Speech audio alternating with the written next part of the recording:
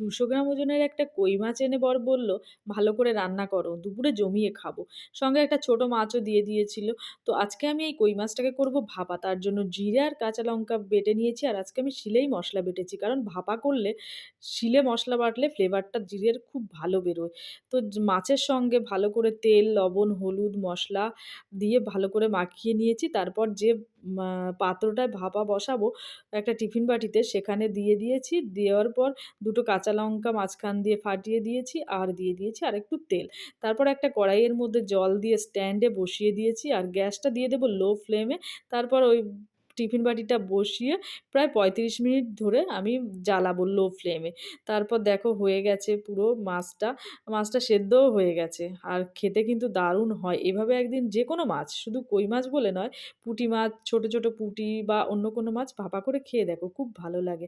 ভালো লাগলে অবশ্যই লাইক করো।